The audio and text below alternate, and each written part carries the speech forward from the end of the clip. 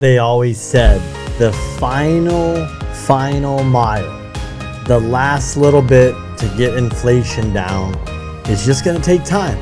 We literally came from the 9s to the 3s, and they want us to get in the 2s, which is kind of crazy because who even came up with these numbers?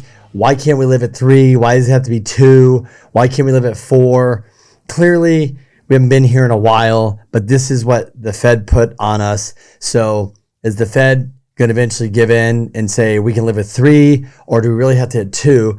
But in the meantime, it's just going to take a while to get there. As I keep saying on videos, I keep telling clients in phone calls, I'm writing in my blogs, talking to people every day, it's that it's just going to take longer for rates to get down. So we had a huge movement. The 10-year went from 5 and went down to 3.79 and then lived in the 380s, and now we're 4, 390s, 4. That's a huge move. Interest rates came down 1.5 points. We got non-QM down now. Some of the portfolio banks have moved their rates down. So we are starting to see the love. We're starting to see that come down, but it's just going to take a while, guys. We've got a hawkish Fed still. They are. And I guarantee you the reason why they said something about rate cuts is maybe to shut everybody up in the market, or this is what they're getting some pressure politically. We just don't know. But what we know is this final inflation is going to take time, and we just need data to come in line with inflation still cooling, the jobs market is cooling, consumer spending, you guys are cooling, and then basically we could hopefully land the plane and start seeing some rate cuts, and the 10-year Treasury and slowly start coming down. So that's why projection is rates will maybe see some improvement, maybe in spring, summer, depending on the data, but toward the latter end of the year into 2025. Yep, this thing keeps going longer, but hey, look, I'll take 6.5 over 8% rates any day. And you guys in real estate, whether you're a first-time home buyer, real estate investor, refining, whatever you're doing, you would love to have 6.5 instead of 8. But anyways, welcome back, everybody, to another week, another episode. And yes, this is Kenny Simpson, your one and only. This is the brief. Did I mention it was a brief? I think I did.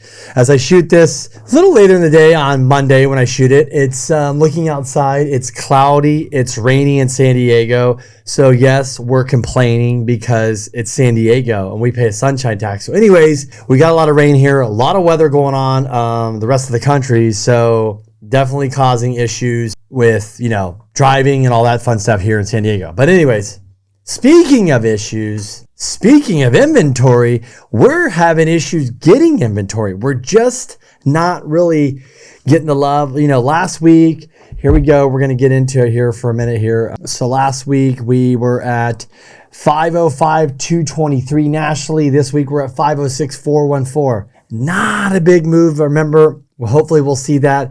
And honestly, we need rates to come down to get more inventory. And I know people are like, what? What do you mean? I'm like, yeah, we do need lower rates. These rates are not going to motivate anybody to even try to sell their house or list it unless they have to. And then also, let's see, for San Diego, where are we at? 2649 last week. We're at 2,700 active listings. New listings, 456, down from last week. And then sold 221 is down from 280. So not good, but we're not even at 3,000 yet. I don't know what to say anymore. We're just not going to have the inventory. We're just not going to get it. I mean, it's going to take a while. So 10-year Treasury, as I shoot this, where are we at? I guess I'll look it up so you guys, I don't make this up. I'm going to guess 4.01. I'm just guessing. I didn't even look. It's coming up. Here we go. Edit this part out. It's taking too long. 10-year Treasury, 4.103. So here's the deal, guys. Data matters. What if the Fed officials say matters, and that could sway interest rates. But data is really going to determine the bond market, Wall Street, the Feds, everybody else, the data in the housing, right? The data, how's the housing doing? The data in how's the jobs? How's the consumer? How's inflation? All this data they're looking at, it does matter. So the data is slowly coming down, and so that's where your rates are. Remember the 10-year Treasury, 30-year fix, the spread's a little bit better, but still not good enough. These rates could be a point lower. They should be there, but they're, I guess they're trying to do stuff with the spreads, but I don't really see much love there. So we are where we are right now. So if you have to refi, you have to do this, and you're okay with these levels, I would do it. If you're going to purchase and you're okay, I do it. Look, if you're waiting for rates to come down and you have to refi, great. If you're waiting for rates to come down, it's very simple. For housing, you're going to pay the price by waiting in line longer, probably having to outbid somebody, and probably going to have to get really uncomfortable because you're going to have to get really aggressive with your offers, like removing contingencies, removing appraisal contingencies when you really don't want to, because there's so many other people in line that are willing to do stuff that you're going to have to step it up. So just keep that in mind. If you like to negotiate, you like to play hardball, and you want to get in there and have fun, then go do it. But if you don't, then buy now or just keep renting. Interesting fact. This is really, really huge because this is going to affect first-time home buyers. This will eventually affect the economy. But as you know, the government extended out from when you have to make your student loan payment. So beginning this year, you got to make the payment, or whenever it was, October last year. I can't remember the date. Sorry, guys. And they're going to give you 1 full year if you didn't want to make it, but the interest is accruing, right? It's coming due. 40% of you, 40%, are not making your student loan payment right now. You're kicking the can down the road. Just think about 40% or more people. So if there is 45 million people that's student loans, that means 20 million or so of you guys are not making your student loan. So that's going to affect the economy. That could hurt you guys too, whoever's buying homes. So that is still in effect. That's coming due this year. So we'll see how that comes. But 40%, I was shocked when I heard that. So I follow a lot of economists, a lot of data. And why I'm talking about the jobs report, because it matters. If you're buying a home, if you're worried about interest rates, you're worried about the Fed cutting rates, the jobs report matters. But what the problem is the jobs report is just a bunch of BS to a lot of people, because we're not getting solid jobs. Like, the government's creating a lot of jobs in hospitality. The problem is, when I dove into a lot of people talking about the jobs, there's over 600,000 people that basically are not even, I guess I've never done this. So when you file unemployment and you're looking for a job and you become a part of that person, and I'm blowing a blank of who that person is, or that sector is, people looking for a job, let's call you. Let's say it's 600,000 plus people, because that's what the number is. You eventually fall off this list that you're looking for a job because it takes so long, or you fall out of that. Well, those people, 600,000, have fallen off. Then on top of that, a lot of people getting jobs are not even full-time jobs. It's part-time jobs, or it's not even a good job. It's not white-collar jobs. We're saying like the white collar where you're making more money, enough to pay your bills. So basically, a lot of economists and people that are really digging through this job report say it's a bunch of crap. It's not really good, and the data is not really being transparent, and the job market's weaker than it actually is. And this is another reason why the Fed should pivot faster. Another reason why the Fed should cut. So jobs do matter.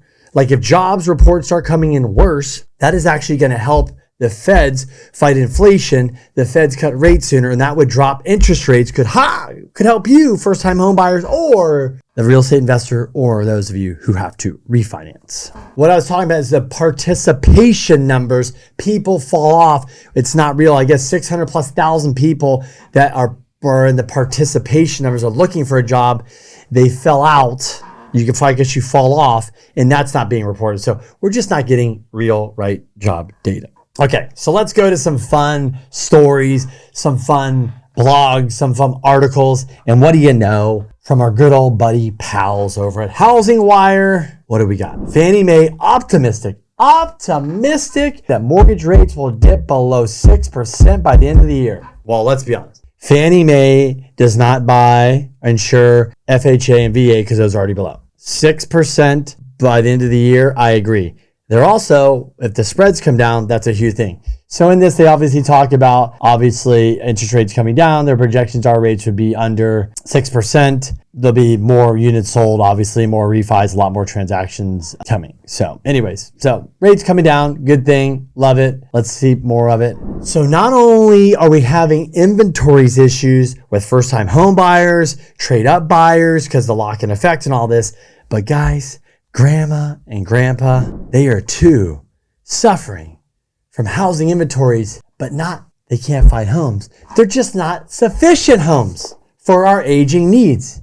Literally, This article, another one by our good old buddies at Housing Wire. Here we go. According to 2011 data from Harvard University Joint Center for Housing Studies, JCHS, less than 4% of homes offer all the most key features of aging, accessible housing defined as single floor living, no step entries, and wide hallways and doorways, one said. A Virginia-based home remodeler, Vince Butler, who also serves as an aging in-place specialist with the National Association of Home Builders, personally estimated the actual figure to be lower aging and that there are 140 million homes that don't have the features they need. So not only are our millennials, we cannot buy our homes, grandma and grandpa cannot get a home that's going to meet their needs.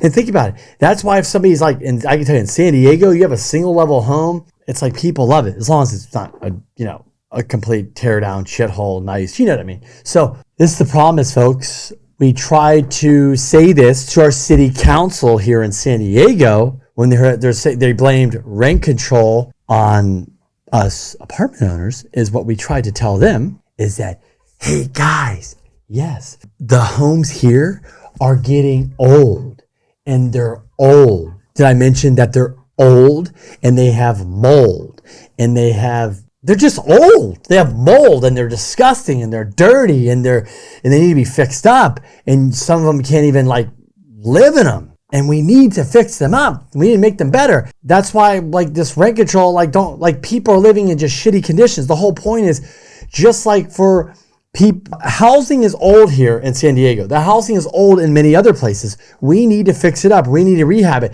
Whether it's a millennial, whether it's somebody that has kids and a family, or whether it's a grandma and grandpa, we need to fix this stuff. We need more. So there's so much insufficient housing. When you take the old housing stock, we're short way more homes than 5 million because you have to rehab these homes. That's why flippers and wholesalers and like that are good. They buy a home, they make it nice, and a new buyer comes in and buys it because they are busy with their lives and their jobs and their families and their businesses, their whatever. They don't have time. They don't want to flip. They just want to buy a new house and put their furniture up and their pictures and their TVs and live their life. Put some furniture and barbecue grill, right?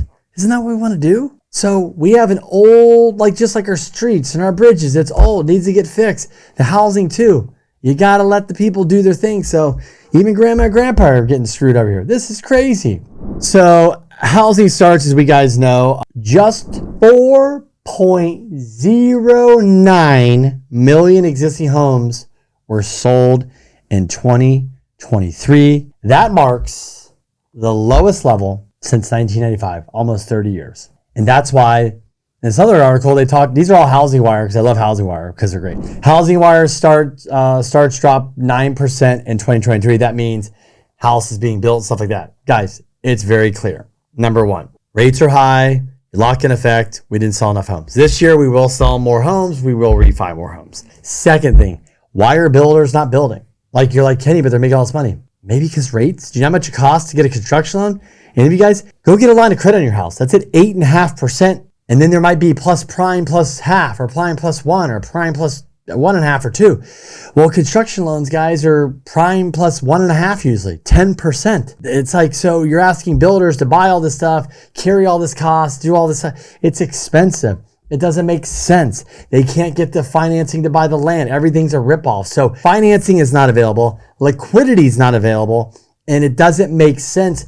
That's why you're having a slowdown. So builders would love to build, but they need help with liquidity, with good financing. Hey, I'm just saying there's a government.